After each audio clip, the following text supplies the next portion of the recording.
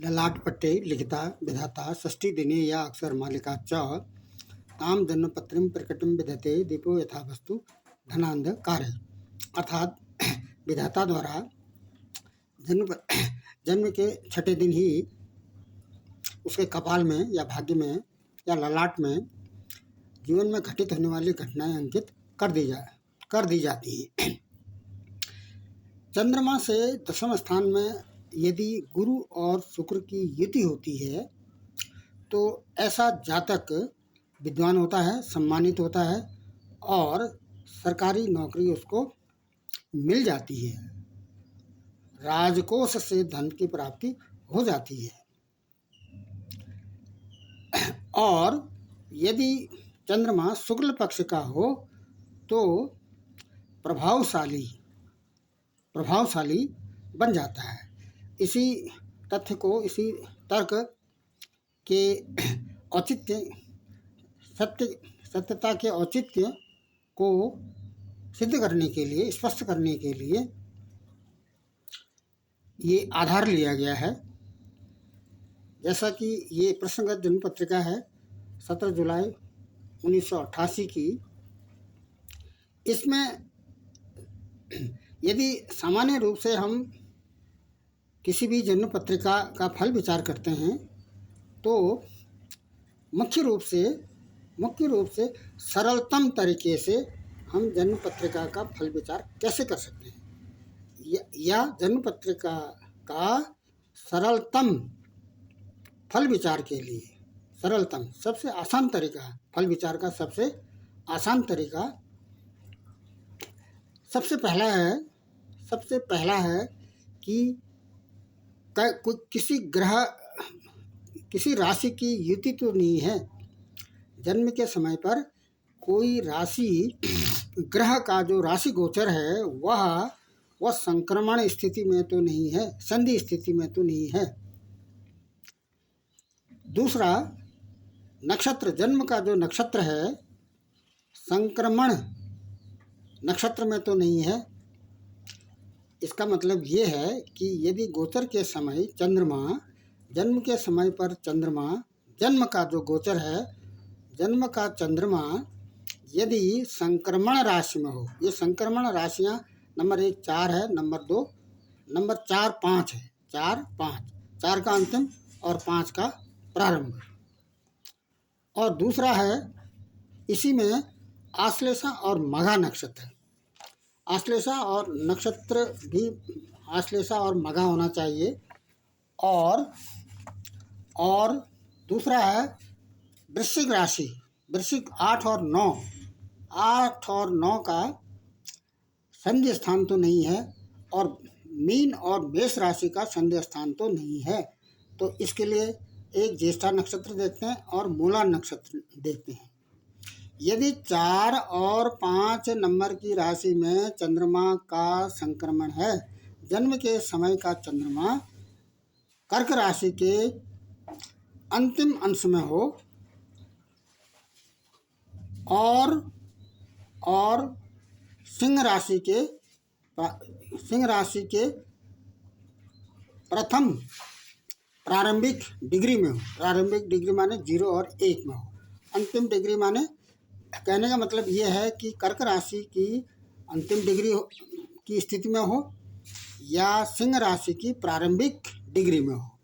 इतना ही नहीं, नक्षत्र आश्लेषा का अंतिम चरण हो और मघा का प्रारंभिक चरण हो। ये आश्लेषा और मघा को इसलिए लिए गए हैं कि आश्लेषा के चारों चरण इसमें आ जाते हैं और मघा के चारों चरण इसमें, ये मघा के चारों चरण हैं। 4 और 5 नंबर की राशि में मघा, आश्लेषा के पूरे 4 चरण हैं और मघा के भी पूरे 4 चरण हैं। तो आश्लेषा का अंतिम चौथा चरण होना चाहिए, आ जाए, या मघा का प्रारंभिक पहला चरण आ जाए। तो यह स्थिति इस पत्रिका में है या नहीं है, इसको देख लेना है। और यदि आप सीधे इस पत्रिका के प्रेडिक्शन में आते हैं, क्या इस प्रकार की स्थिति बनती है, ये जन्म पत्रिका है, इस जन्म पत्रिका में यहाँ पर 4 नंबर की राशि में सूर्य है, हमें चंद्रमा से ध्यान हमारा चंद्रमा में है। तो चंद्रमा है तो सिंह राशि में, संक्रमण राशि में है, संक्रमण राशि में है। लेकिन यदि हम चंद्रमा को देखते हैं तो चंद्रमा की डिग्री 4 हो चुकी है, तो ये संक्रमण की स्थिति में नहीं आएंगे, बाला ऋषि की स्थिति में नहीं आएंगे, आयु क्षय की स्थिति में नहीं है। और नक्षत्र मघा तो हैं, लेकिन मघा का पहला चरण नहीं है बल्कि दूसरा चरण है, मघा का दूसरा चरण है। स्थिति तो बन रही है,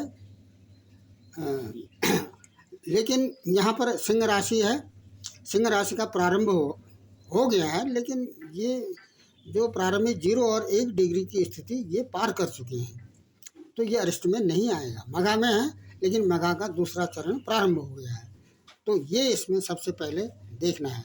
और दूसरा देखना है कि चंद्रमा शुक्ल पक्ष का है या कृष्ण पक्ष का।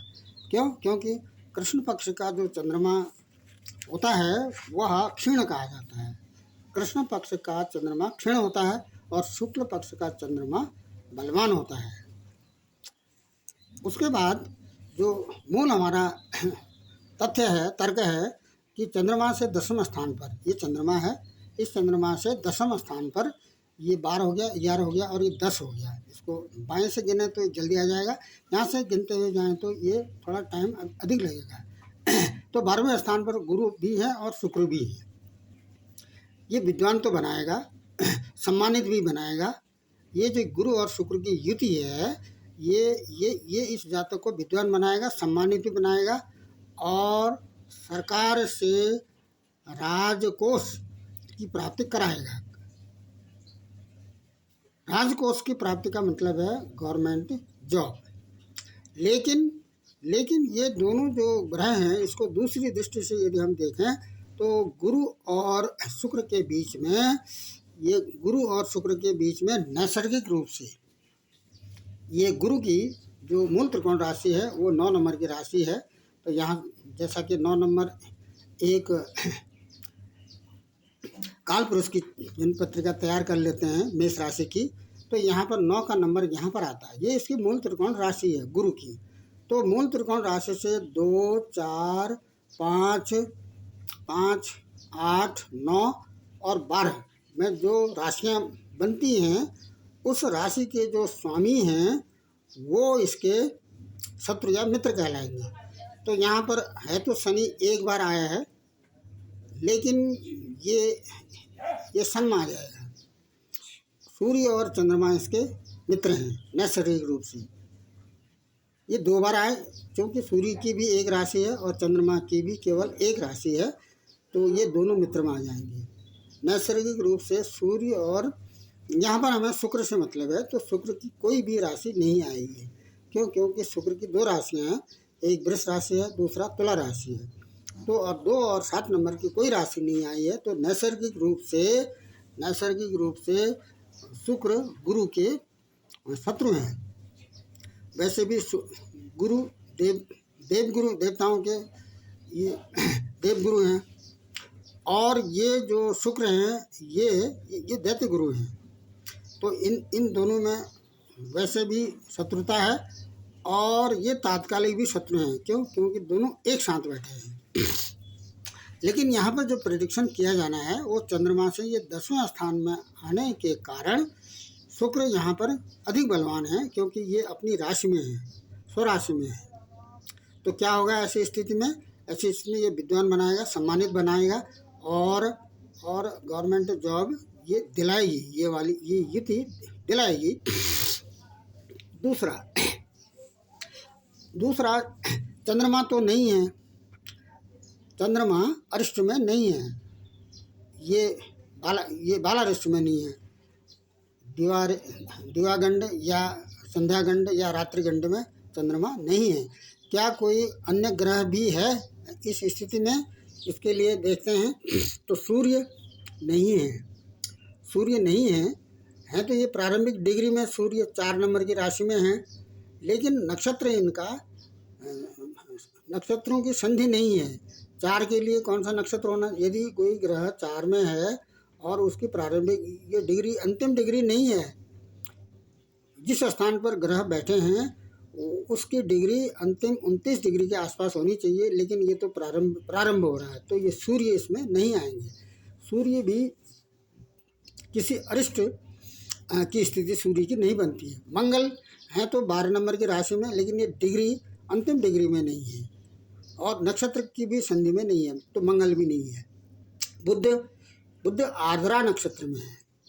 आर्द्रा नक्षत्र का दूसरा चरण हो चुका है, बुध भी नहीं है और गुरु भी नहीं है। क्योंकि ये कृतिका नक्षत्र तो मूला में नहीं आता है और शुक्र भी नहीं है और शनि भी नहीं है, राहु भी नहीं है और कोई भी ग्रह अरिष्ट की स्थिति में नहीं है। बालारिष्ट की स्थिति में कोई भी ग्रह अरिष्ट नहीं है और ग्रह भी अरिष्ट की स्थिति में नहीं है और राशियां भी अरिष्ट की स्थिति में नहीं है और नक्षत्र भी अरिष्ट स्थिति में नहीं है।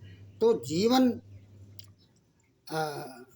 संपूर्ण जीवन इनका बना रहेगा। जीवन में कोई शारीरिक या मानसिक बाधाओं की स्थिति नहीं बनती है। शारीरिक और मानसिक बाधाओं की स्थिति नहीं बनती। तीसरा जो मुख्य रूप से प्रेडिक्शन किया जाना है इसी तथ्य का, ये चंद्रमा से 10वें स्थान में अगर गुरु और शुक्र की युति बन जाती है तो यह जो जातक है वो विद्वान बन जाता है, सम्मानित हो जाता है और इसको राजकोष की प्राप्ति हो जाती है। इसके लिए ग्रह गोचर देखते हैं।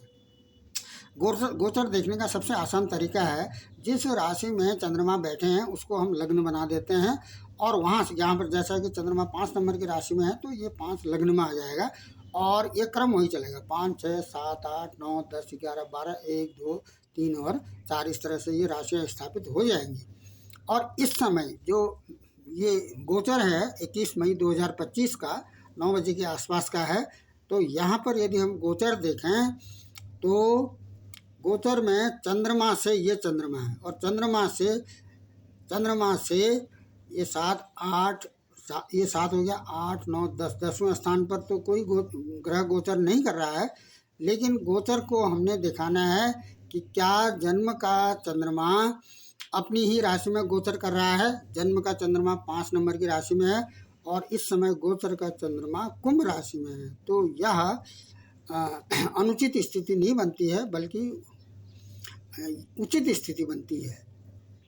और दूसरा इसी प्रकार से सभी ग्रह देखते हैं। जन्म के मंगल इस जन्म पत्रिका में मीन राशि में है और गोचर के मंगल कहाँ है, कर्क राशि में है तो ये नीच राशि है मंगल की, ये नीच राशि है और ये व्यय की स्थिति बनती है, यहाँ पर व्यय की स्थिति यहाँ पर बनती है। लेकिन यदि कोई ग्रह अपनी न्यूनतम डिग्री या उच्चतम डिग्री के आसपास हो तो वह ग्रह पूर्ण रूप से फल नहीं दे पाता है। ये भी एक जन्म पत्रिका प्रेडिक्शन का एक आधार बनता है। यदि हम सूर्य देखते हैं, सूर्य गोचर में है तो दिग्बली हैं, ये 10वें स्थान पर हैं, लग्न से 10वें स्थान पर है। इसको यदि हम लग्न माना तो ये 10वें स्थान पर है गोचर का लग्न है ये। लेकिन जन्म के सूर्य कहाँ हैं, 4 नंबर की राशि में है और गोचर के सूर्य वृष राशि में है। तो ये चंद्रमा से कितनी दूरी पर है, 1, 2, 3, 4 चौथे स्थान पर है। ये जन्म का चंद्रमा है, ये जन्म के चंद्रमा है 5 नंबर की राशि में और गोचर जन्म के जो सूर्य हैं वह 4 नंबर की राशि में है। लेकिन ये जो गोचर के सूर्य हैं वो वृष राशि में है और चंद्रमा से ये 10वें स्थान पर है। तो चंद्रमा से यदि सूर्य 10वें स्थान पर होते हैं तो ये भी इस समय काल में 1 महीने के लिए, जैसा कि सूर्य का जो गोचर है वह वृष राशि में चल रहा है, अभी इसको और इसमें रहना है तो कम से कम यह महीना इनके लिए सुखद व्यतीत होने वाला है। अब बुध देखते हैं। जन्म के बुध मिथुन राशि में है, ये अपनी राशि में है, बुध की अपनी राशि है मिथुन राशि, और गोचर के बुध मेष राशि में है। ये चंद्रमा से कितनी दूर है? ये चंद्रमा से हैं ये 7, 9वें स्थान पर है, भाग्य वाले स्थान पर बुध बैठ गए हैं।